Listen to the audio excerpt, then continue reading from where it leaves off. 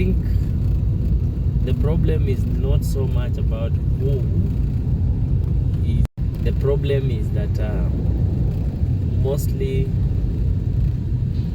that discussion is pushed more by women than men are pushing it.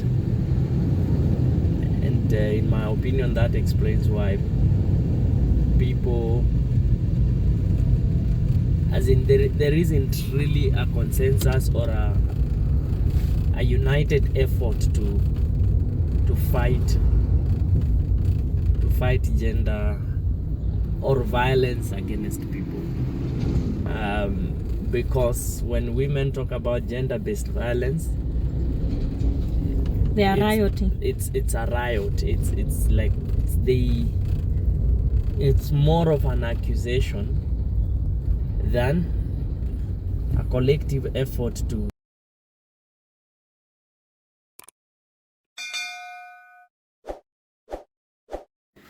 Good morning, good afternoon, good evening, at whatever time you decide to watch this video, or whatever time this video gets to you, or depending on where you are watching us from. Welcome back to Tsalwas. Here we are about vulnerability, acceptance and hope. Karibuni sana. It's such a pleasure to always have you here. This day we are delighted to have all of you tune in and watch this video. Karibuni sana. Now, if it is your first time here, karibu sana, karibu sana. Thank you so much. Please share this video to with your friends, with your colleagues, with your family, whoever needs or whoever can benefit from the content we create. Please go back and also watch some videos that we have done in the past. If you are a returning subscriber, asante sana. We really appreciate you being here each and every time. Karibu, karibu, karibu. Now, every time you see us, you know we are talking things to do with marriage, because we believe that marriage. What do you believe about marriage? Marriage is God's. Sasa hatukusikii. Alright, marriage is God's idea. And marriage works. But When you work at it. Marriage works, but you have to work at it. Now, over the last few days, something has been trending online, or things have just been happening, and it has been touching on marriage, and we are here to air our opinion on the same, where marriage is concerned. And our opinion is usually Christ-based, biblical, Bible-based, because we are a Christian couple, and we are passionate about marriage, and we do everything possible to ensure that we stay married, because that is the idea of God. Now, there's this issue that has been going online following alleged gospel singer from Nigeria who was abused by the husband to the point of death. I'll say alleged because I don't know. I don't know. I don't have evidence, so it is alleged. But also here in our country, Kenya, we have heard and we have seen on social media, and probably people we know, where people have been abused. You hear other people have been abused to the point of being killed. That some people have been chopped off their limbs. Others have been, somebody just kills the wife and children. Others, men have been chopped off their manhood. Men have been chopped off their transformers, as people call it, and so on and so forth. So we are just here to reflect and to think, why are all these things happening? And because me, I don't know. I have my opinion as a wife, and I have my opinion as a woman, and he has his opinion as a husband, and his opinion as a man. So that is what we want to talk about. So why do you think all these things are happening? Why do you think there's gender-based violence? And what is it? What is gender-based violence, by the way, even before we go further? Well, what it should be What it should be is that violence that is done to any person, whether male or female. But apparently, today when we speak about gender-based violence, it most often refers to violence against women, and there are reasons for that. One, I think it is violence against women has been on the rise, but also has been given enough airtime to the extent that we hardly hear of violence against men. So lately, I think gender-based violence refers to violence against women, whether they are married or not. So that's what I think it is for now. So what is the meaning of gender? Of course, yes, even me, when you say gender-based violence, the next statement I'm waiting to hear is of a woman who was harassed or has been abused. But are there men that are being abused? And then when we talk about men, gender-based violence, and we want to refer to men, then what term? If we say gender-based violence is for women, so for men is what? Well, for men is what? Of course, we need to say that we are not authorities in this area of abuse. We are not psychologists. But we are sharing our opinion on this video so that you don't think that we are the final authority. They are experts in this area as we are talking about marriage, of course, from a biblical perspective, because we are a Christian couple. So for men is what? Well, gender-based violence ought to be for all genders, because the word gender really is either male or female. That is the meaning of gender. So gender-based violence should be defined or understood as violence that is leashed upon either a man or a woman. But because of the setup and of the society and the philosophy that kind of runs the world today, gender-based violence, anytime you will hear that, most likely they would not be referring to men. So if I am so the suffering, any kind of an assault or violence that is attributed to women or men can be referred to as gender-based violence. So you are suffering that violence because of your gender. Yes. So I'm suffering a kind of violence because I suffered sexual abuse because I am a woman. Mm-hmm. Or there's also abuse at the place of work. By the way, you can be abused at the place of work because you are either male or female. You can be abused. But I think also, on the other side, I think sometimes gender-based violence would favor more women than men. I think because of women suffer more. I think so. I think women suffer more because, like, for example, if I and you, because we have the same qualifications in terms of paperwork, if we applied for a job somewhere and we go for the interview, if the person there is crook or is just a bad person, they would ask you probably for a bribe, like money, like give this amount of money for you to get the job. But what do you think they would ask me? Another bribe. Yes, they would ask me for sexual favors. Yes. Why? Me, I think that is gender-based. Which gender-based violence, which you might not suffer because you are a man. Well, I think that happens, but I think part of the reason why it is believed that women suffer more than men, it may not be a reality per se. I think it is the fact that there is a lot of airtime for women to actually be able to speak about what they are going through, and naturally women are open people. They are able to share.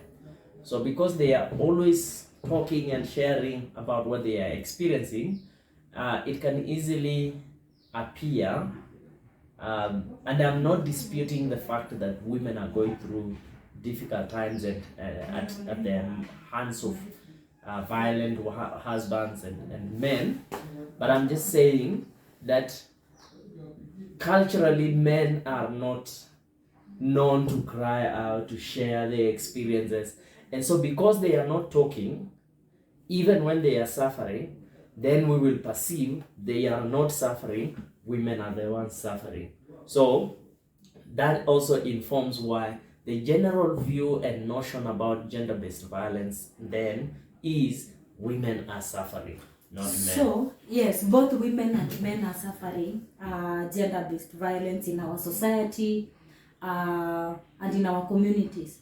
So, and the people, as you have explained, I think the people that are coming out and talking about it and complaining about it and airing their views about it, not complaining really, they're airing their views about it and expressing themselves are women. So why is it that men are not coming out? One is the culture. The African man, I don't know about the rest of the cultures of the world, but the African culture, by and large, men are not even permitted to cry. I will give you an example. At the point when boys traditionally are going through circumcision, you are actually told that men don't cry. So if you cry during circumcision, you are actually considered of less a man because you cried when you're being circumcised. And even look around, when something happens to the boy child and they attempt to cry, the first word that comes from any person would be, don't cry, you are a man. You are not a woman. You're not a woman, you know. So men are supposed to be emotionless. And that is where the problem is, that all human beings are emotional. Okay. All human beings, and it's not just a cultural thing. It is by design, it is by creation. God has created all human beings emotional, but culture has made men, or has suppressed the emotions of men, so that men are not expressing how they feel, how they think. Many times men are not expressing, particularly when they are hurting, they are not expressing that. And because of just stomaching and consuming all those negative emotions and storing them in their hearts and minds, a time comes when they just have to blow up because they can't contain that negative emotion anymore. And I think that is why we see many times you have seen a quiet man, a man who is not talking, a man who is just there trying to do what they ought to do. Then once, out of nowhere, you hear that a man has done terrible things. Some of them from nowhere, including men who are in church. Some of them are going through issues, but then they do not have a place where they can actually voice out what they are feeling, share their experiences, and all of a sudden you just realize, hey, either someone has become violent all of a sudden, or somebody has decided now to gotten into drinking and alcohol and all manner of things. It's because of that suppressed emotions, and they don't know how to express it. And sometimes you listen to drunkards and you realize this drinking is actually a coping mechanism from what they are then able to voice out in that state of drunkenness. So what you are saying is actually it is the gender-based violence, men and women are both going through it. Yes. It's only that women talk and men don't talk. So what is the remedy then? What is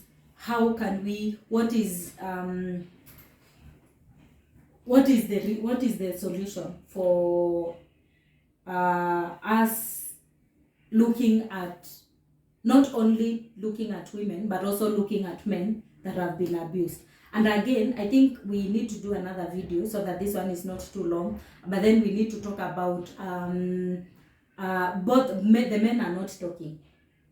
Is it okay for a man to talk? Is it okay for a man to cry? Is it okay for a man to come out? And if yes, how? Because now again you cannot just wake up and start screaming. Is it okay? But I want to say that it doesn't land very well. It is not a good thing for, you know, I've heard statements like uko na umama. You know, because when a man does something and people say uko na umama, by particularly that, when they express their emotions. Yeah, uko na umama. By the way, that is not a good. That's not a good statement. Or you are not a woman, as though being a woman is sin, or as though being a woman is bad. I think God created us differently in terms of our makeup and composition, and He did that so that we may complement one another, so that we keep each other company. Otherwise He would just created men, and we are all men or we are all women. But there was a reason from the word go, from the beginning, why God created men and women, and all of us were created with emotions. So what is it okay? Well, it's not okay. Gender-based violence should not be allowed in any society in the world. And is it okay for men to talk? Is it okay for them to come out? I think it is necessary, it is important. Men ought to talk, men ought to share what they are going through, because in so doing, then they can be able to avert some of these actions that they then unleash to women, and sometimes to even children. We've had instances where a man just decides to kill his family and all that, but that is only a reaction to an ongoing internal struggle, emotional woundedness that this man is going through. And if they found or sought for help, if they talk to somebody, then probably those emotions would come out during that conversation, and they will be guided on appropriate actions to take for their personal healing, but also for purposes of improving their relationship with the family, with their wives, with their children, and the friends that are around them. So if you are going through issues in if you are going through issues as a man or as a woman, please seek help. Definitely. Look for your internal healing is very important. Inner healing, so that you are able then to live. Don't just keep quiet so that you just wake up one day and blow out, and then you hurt those that you love most. And of course, when people suffer internally, the people that suffer most are the people that are the closest to them. So if you have a problem, please don't suck. It's not submission for you to suffer in silence. And I'm trying to cover up for him that my husband is mistreating me, but I'm trying to cover up for him, so that he is and not. The opposite is also yes, or he is suffering and he's covering up for me, or so that we are seeing as a perfect couple or a perfect family. If you are going through something, a young person, if you are going through something also, please seek help. Don't keep quiet to a point where your mind just decides to blow up. Anyway, we need to do a part 2 of this video, so look out for it. It will be coming next, part 2 of this video. But this one, that is it for now here at Tsalwas. Bye bye. Please remember to subscribe and share with your friends. Bye bye.